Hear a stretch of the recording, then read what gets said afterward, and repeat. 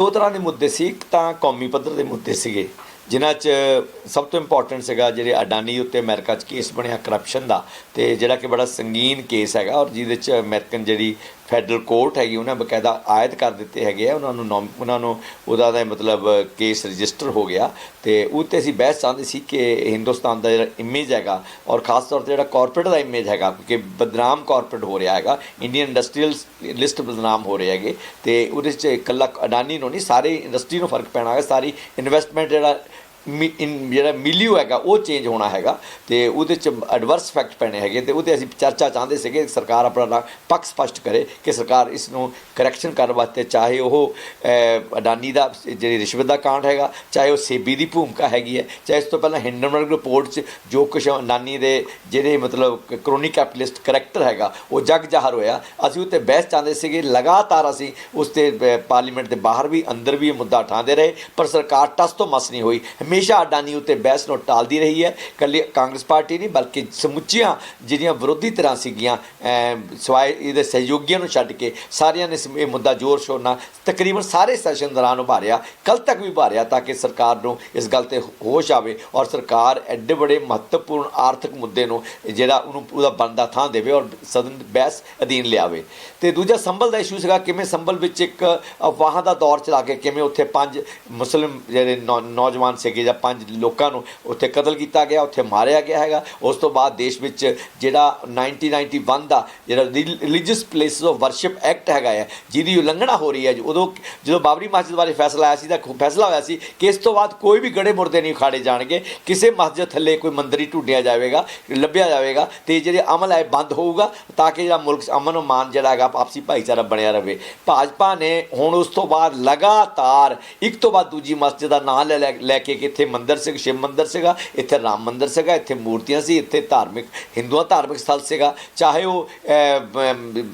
ਜਾਮਾ ਮਸਜਿਦ ਹੋਵੇ, ਚਾਹੇ ਉਹ ਜਿਹੜੀ ਅਜਮੇਰ ਸ਼ਰੀਫ ਦੀ ਦਰਗਾਹ ਹੋਵੇ, ਉੱਥੋਂ ਤੱਕ ਖੁਦਾਈਆਂ ਕਰਾਉਣ ਦੀ ਗੱਲ ਜਾਂ ਆਰਕੀਓਲੋਜੀਕਲ ਸਰਵੇ ਆਫ ਇੰਡੀਆ ਨੂੰ ਡਾਇਰੈਕਸ਼ਨਾਂ ਦਿੱਤੀਆਂ ਜਾ ਰਹੀਆਂ ਜਾਂ ਉਹਨਾਂ ਨੂੰ ਕਿਹਾ ਜਾ ਰਿਹਾ ਹੈਗਾ ਕਿਤੇ ਸਰਵੇ ਕਰਾ ਕੇ ਖੁਦਵਾਈ ਕਰਾਈ ਜਾਵੇ। ਸੋ ਸਾਰੇ ਮੁਲਕ ਅੰਦਰ ਅਫਰਾ ਤਫਰੀ ਫੈਲਾਉਣ ਦੀ ਜੋ ਕੋਸ਼ਿਸ਼ ਕੀਤੀ ਜਾ ਰਹੀ ਹੈ। ਸੰਭਲ ਉਹਦੀ ਇੱਕ ਉਦਾਹਰਨ ਹੈਗੀ ਹੈ ਕਿ ਜਿਵੇਂ ਕਿਵੇਂ ਬਾਬਰੀ ਮਸਜਿਦ ਤੋਂ ਬਾਅਦ ਜਿਹੜੇ ਹੌਟ ਸਪੌਟ ਜਿਹੜੇ ਬਾਕੀ ਦੇ ਕੁਛ ਏਰੀਆਜ਼ ਹੈਗੇ ਉਹ ਬਣਦੇ ਜਾ ਰਹੇ ਹੈ ਜਿੱਥੇ ਭਾਜਪਾ ਜਿਹੜਾ ਫਿਰਕੂ ਤਣਾਅ ਪੈਦਾ ਕਰਕੇ ਆਪਣੇ ਸਿਆਸੀ ਮਕਸਦ ਪੂਰੇ ਕਰਨਾ ਚਾਹੁੰਦੀ ਹੈਗੀ ਹੈ। ਜਿਹੜਾ ਤੀਜਾ ਮੁੱਦਾ ਸੀ ਉਸ ਹੈ ਕਿਸਾਨੀ ਦਾ ਮੁੱਦਾ ਜਿਹੜਾ ਅਸੀਂ ਉਭਾਰਨਾ ਚਾਹੁੰਦੇ ਸੀਗੇ ਕਿ ਪੰਜਾਬ 'ਚ ਡੱਲੇਵਾਲ ਸਾਹਿਬ ਜਿਸ ਤਰ੍ਹਾਂ ਮਰਨ ਵਰਤੇ ਬੈਠੇ ਹੈ, ਦਿਨ ਪਰ ਦਿਨ ਉਹਨਾਂ ਦੀ ਹਾਲਤ ਖਰਾਬ ਹੋਈ ਜਾ ਰਹੀ ਹੈ। ਉਹ ਬਜ਼ੁਰਗ ਇਨਸਾਨ ਨੇ, ਉਹ ਜਿਹੜੀ ਸਰਕਾਰ ਪਹਿਲਾਂ ਹੀ ਜਦੋਂ ਕਿਸਾਨ ਅੰਦੋਲਨ ਖਤਮ ਕੀਤਾ, ਜਦੋਂ ਮੋਦੀ ਸਾਹਿਬ ਨੇ ਕਿਹਾ ਕਿ ਸ਼ਾਇਦ ਮੇਰੀ ਕੁਛ ਭਗਤੀ 'ਚ ਕਸਰ ਰਹਿ ਗਈ ਹੈਗੀ ਹੈ, ਮੇਰੀ ਤਪੱਸਿਆ ਕਸਰ ਰਹਿ ਗਈ ਹੈ, ਇਹਨਾਂ ਸ਼ਬਦਾਂ ਨਾਲ ਉਹਨਾਂ ਨੇ ਇਹ ਅੰਦੋਲਨ ਖਤਮ ਕਰਨ ਦੀ ਬੇਨਤੀ ਕੀਤੀ ਸੀਗੀ ਅਤੇ ਕਿਸਾਨਾਂ ਨੇ ਉਹ ਬੇਨਤੀ ਮੰਨੀ ਸੀਗੀ। ਅਤੇ ਉਦੋਂ ਇਹ ਫੈਸਲਾ ਹੋਇਆ ਸੀ ਕਿ ਇੱਕ ਹਾਈ ਪਾਵਰਡ ਕਮੇਟੀ ਬਣਾ ਕੇ ਜਿਹੜਾ MSP ਤੇ ਕਾਨੂੰਨੀ ਗਰੰਟੀ ਦਾ ਮਾਮਲਾ ਹੈਗਾ, ਲਖੀਮਪੁਰ ਖੇੜੀ ਦੇ ਦੋਸ਼ੀਆਂ ਨੂੰ ਸਜ਼ਾਵਾਂ ਦੇਣ ਦਾ ਮਾਮਲਾ ਹੈਗਾ, ਕਿਸਾਨ ਅੰਦੋਲਨ ਦੌਰਾਨ ਜਿੰਨੇ ਥਾਵਾਂ 'ਤੇ ਹਰਿਆਣਾ, ਪੰਜਾਬ, ਪੱਛਮੀ ਯੂਪੀ ਅਤੇ ਉੱਤਰਾਖੰਡ, ਰਾਜਸਥਾਨ ਜੋ ਮੁਕੱਦਮੇ ਦਰਜ ਹੈਗੇ ਉਹ ਖਤਮ ਕਰਨ ਦਾ ਮਾਮਲਾ ਸੀਗਾ। ਅਤੇ ਇਸੇ ਤਰ੍ਹਾਂ ਜਿਹੜੇ ਹੋਰ ਕਿਸਾਨੀ ਦੇ ਮੁੱਦੇ ਸੀ, ਬਿਜਲੀ ਬਿੱਲ ਜਿਹੜਾ ਨਵਾਂ ਪ੍ਰਾਈਵੇਟਾਈਜੇਸ਼ਨ ਬਿਜਲੀ ਦਾ ਬਿੱਲ ਸੀਗਾ ਉਹ ਵਾਪਸ ਲੈਣ ਦਾ ਮਾਮਲਾ ਸੀਗਾ, ਉਹਨਾਂ 'ਤੇ ਕਮੇਟੀ ਬਣਾਉਣ ਦੀ ਗੱਲ ਹੋਈ ਸੀ ਨਾ। ਉਹ 2 ਸਾਲ 'ਚ ਕਮੇਟੀ ਬਣੀ, ਸਗੋਂ ਹੁਣ ਤਾਂ ਮਤਲਬ ਇੱਕ ਮੰਡੀਕਰਨ ਬਾਰੇ ਇੱਕ ਨਵਾਂ ਕਾਨੂੰਨ ਲਿਆ ਕੇ ਖਰੜਾ ਲਿਆ ਕੇ ਰਾਜਾਂ ਨੂੰ ਸਰਕੂਲੇਟ ਕੀਤਾ ਹੈਗਾ ਜਿਹਦੇ 1 ਮਹੀਨੇ 'ਚ ਕਮੈਂਟ ਮੰਗੇ ਹੈਗੇ।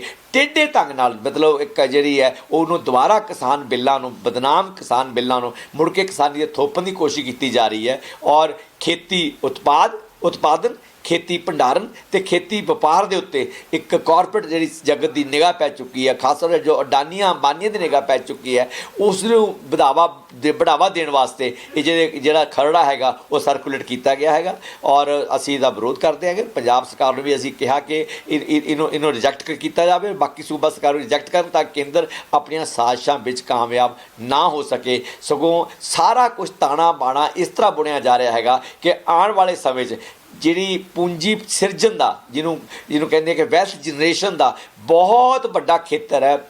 ਖੇਤੀਬਾੜੀ ਦਾ, ਉਸ ਦੇ ਉੱਤੇ ਜਿਹੜੀ ਕਾਰਪੋਰੇਟ ਜਗਤ ਦੀ ਅੱਖ ਹੈਗੀ ਹੈ ਉਸ ਨੂੰ ਪੂਰਾ ਕਰਨ ਵਾਸਤੇ ਜਿਹੜਾ ਜੰਮੂ ਕਟੜਾ ਹਾਈਵੇ ਵਰਗੇ ਜਿਹਨੂੰ ਪ੍ਰੋਜੈਕਟ ਇਸ ਤਰ੍ਹਾਂ ਕਰ ਰਹੇ ਕਿ ਲੋਕਾਂ ਦੀ ਆਵਾਜਾਈ ਵਾਸਤੇ ਜਾਂ ਧਾਰਮਿਕ ਸਥਲਾਂ ਦੀ ਆਵਾਜਾਈ ਵਾਸਤੇ ਇਹ ਅਸੀਂ ਇਨਵੈਸਟਮੈਂਟ ਕਰ ਰਹੇ ਹਾਂ। ਜਦ ਕਿ ਫੈਕਟ ਇਹ ਹੈਗਾ ਕਿ ਜੰਮੂ ਕਟੜਾ ਹਾਈਵੇ ਰਾਹੀਂ ਸਾਰੇ ਨਾਰਥ ਇੰਡੀਆ ਤੋਂ ਜੋ ਖੇਤੀ ਵਪਾਰ ਹੈਗਾ ਅਤੇ ਭੰਡਾਰਨ ਪਹਿਲਾਂ ਹੀ ਚਾਹੇ ਰਈਆ ਹੋਵੇ, ਚਾਹੇ ਉਹ ਸੋਨੀਪਤ ਹੋਵੇ, ਚਾਹੇ ਉਹ ਮੋਗੇ ਲਾਗੇ ਜਿਹੜੇ ਸਾਈਲੋਜ਼ ਹੈ ਅਡਾਨੀ ਦੇ ਬਣ ਚੁੱਕੇ ਹੈਗੇ ਹੈ, ਕੋਲਡ ਸਟੋਰੇਜ ਚੇਨਾਂ ਬਣਨੀਆਂ ਹੈਗੀਆਂ, ਹਾਈਵੇਜ਼ ਬਣ ਰਹੇ ਹੈਗੇ ਹੈ ਤਾਂ ਕਿ ਅਡਾਨੀ ਨੂੰ ਚਾਈਨਾ ਪਾਕਿਸਤਾਨ ਇਕਨੋਮਿਕ ਕੋਰੀਡੋਰ ਸੀ ਪੈਕ ਨਾਲ ਜੋੜ ਕੇ ਗਵਾਦਰ ਸੀਪੋਰਟ ਤੱਕ ਉਹਦਾ ਰਸਤਾ ਆਸਾਨ ਬਣਾਇਆ ਜਾ ਸਕੇ। ਪਹਿਲਾਂ ਵਪਾਰ, ਖੇਤੀ ਉਤਪਾਦਨ, ਖੇਤੀ ਭੰਡਾਰਨ, ਖੇਤੀ ਵਪਾਰ ਦੇ ਉੱਤੇ ਅਡਾਨੀ ਦਾ ਕਬਜ਼ਾ ਕਰਾ ਕੇ ਉਹਨਾਂ ਨੂੰ ਗਵਾਦਰ ਸੀਪੋਰਟ 'ਤੇ ਲਿਜਾਣ ਦੀ ਸਕੀਮ ਹੈਗੀ, ਜਿੱਥੋਂ 2 ਰੂਟ ਖੁੱਲ੍ਹਦੇ ਹੈਗੇ ਹੈ, ਇੱਕ ਸੈਂਟਰਲ ਏਸ਼ੀਆ ਨੂੰ ਔਰ ਦੂਜਾ ਮਿਡਲ ਈਸਟ ਨੂੰ, ਮੱਧ ਪੂਰਬ ਨੂੰ, ਤਾਂ ਕਿ ਇਹਨਾਂ 20-25 ਮੁਲਕਾਂ ਨਾਲ ਜਿਹੜਾ ਅਡਾਨੀ ਦਾ ਖੇਤੀ ਵਪਾਰ हैगा वो ते कब्जा कराया जा सके। लेकिन सर पंजाब की लोकसभा के आपके मुद्दे थे जो आप संसद में उठाना चाहते थे लेकिन नहीं उठा पाए। देखो, एक तो रेलवे का बहुत बड़ा मुद्दा है कि जो रेलवे का पंजाब का जो वितरण है गाड़ियों का, वो उसमें अनुपात बहुत गलत है। मालवा दो तिहाई पंजाब मालवा है और 1 तिहाई माझा और दोआबा दोनों हैं। तो अगर आप रेलगाड़ियों को वितरण देखें, इनकी जो जिस तरह से चलाई जाती हैं, 90% रेल्स वो सीधा सरहद से लुधियाना, जलंधर, अमृतसर के लिए निकल जाती हैं, जबकि सिर्फ 10% जो रेल है वो पटियाला, नाभा, धूरी, रामपुरा फूल, बरनाला, तपा मंडी, बठिंडे तक जाती हैं। तो हमारी ये हमारी मुख्य मांग थी हमारे क्षेत्र की, इसकी जो रेल की जो उपलब्धता है, जो इसकी अवेलेबिलिटी है रेल सर्विस की, जो लॉन्ग डिस्टेंस ट्रेन है जिनको प्रीमियम ट्रेन बोलते हैं, उनकी संख्या बढ़ाई जाए। अभी 2750 करोड़ की लागत से राजपुरा बठिंडा रेल लाइन का दोहरीकरण हुआ है, बिजलीकरण हुआ है, तो उसको उपयोग में लाते हुए इस रूट पे गाड़ियों की संख्या बढ़ाई जाए और कुछ गाड़ियां सरहंद खन्ना की बजाय पटियाला, धूरी, नाभा के रास्ते लुधियाना पहुँचें, ताकि इस क्षेत्र के लोगों को भी फ़ायदा हो सके और रेलवे को भी अपनी आय में इजाफा करने का इसको अवसर मिले। तो ये एक हमारी ये मुख्य मांग ये थी। दूसरा, हमारे घग्गर एक दरिया है जो हर साल लाखों लोगों को विस्थापित करता है, हजारों पशुधन को जान से मारता है और सैकड़ों लोगों को घर से उनको भी उनको शारीरिक रूप से नुकसान होता है, फसलों का नुकसान होता है, आर्थिकता तबाह होती है। तो हम चाहते हैं कि घग्गर का कोई पक्का उपाय किया जाए। इसको पंचकूला से लेकर राजस्थान तक जब जो ये नदी जाती है लहरा गागा से होकर, इसकी टेमिंग की जाए, इसका नियंत्रण किया जाए, ताकि लोगों को नुकसान से बचत हो और इससे सिंचाई की सुविधाएं प्राप्त हों। सर, तो पिछले दिनों जिसके अंदर हंगामा हो रहा है बाबा भीमराव अंबेडकर को लेकर, लगातार राहुल गांधी पर एफआईआर भी हुई है, आज आप लोगों ने मार्च भी किया है, किस तरीके से देखते हैं? देखो, ये बीजेपी है, ये बीजेपी, राहुल गांधी जी ने बीजेपी के जो लास्ट जो सेशन था 2 दिन पहले खूब जो संविधान पे चर्चा हुई, तो उन्होंने चर्चा के दूसरे दिन ये स्पष्ट किया कि बीजेपी अप्रत्यक्ष रूप से भारत के संविधान को मनसूख करके इसको अवहेलना करके वो मनुस्मृति लागू करना चाहती है। और बीजेपी की बहुत से सांसद, बहुत से नेता अलग अलग समय पे इस बात की वो अपनी जो उनकी मनोस्थिति है उसको व्यक्त भी कर चुके हैं। तो इसलिए हम लोग चाहते हैं कि संविधान जो हमारे लिए पवित्रतम एक हमारे गाइडलाइंस है उसकी रक्षा की जाए। और बाबा भीमराव अम्बेडकर ने जो हमारे लिए संविधान तैयार किया है और जो संविधान जो सभा थी, जो उसने जितनी मेहनत किया 3 साल के लिए, हजारों मीटिंगें हुई, हजारों दर्जनों सब कमेटियाँ बनी, सब ने बड़ी दुनिया भर के संविधान पढ़ के जो सबसे अच्छी बातें थी इन संविधान में वो सम्मिलित करके एक आदर्श संविधान जो नागरिक, हर एक नागरिक को बराबर के अधिकार देता है, बराबर के मौके प्रदान करता है, जो हर तरह की धार्मिक स्वतंत्रता, निजी स्वतंत्रता की रक्षा करता है, जो देश में एक धर्मनिरपेक्ष राज्य की कल्पना करता है। ऐसे संविधान को ये बीजेपी अपने जो मनुवादी वृत्ति है, मनुवादी इसकी मानसिकता है, उसके चलते ये उस पर अटैक करती है। कभी अल्पसंख्यकों पर अटैक करती है, कभी जो संस्थाएं हैं जो जमहूरियत की रक्षा के लिए,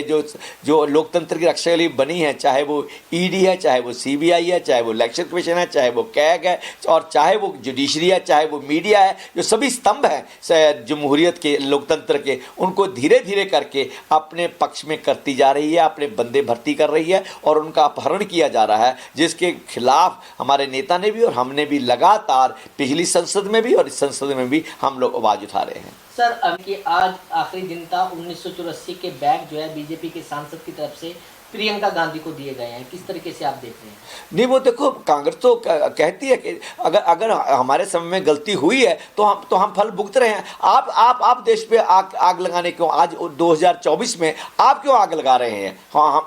हम उसके लिए हमने हमारे प्रधानमंत्री मनमोहन सिंह ने सभा के सदन में इसके लिए माफ़ी मांगी थी, इसके लिए खेद प्रकट किया था। और ये भी कांग्रेस वालों का काम नहीं था, इसमें भी आरएसएस संलिप्त था। ये सभी रिपोर्टें बताती हैं कि आरएसएस ने ही दिल्ली दंगों का जो प्रारूप है वो तैयार किया और उस पर अमल किया।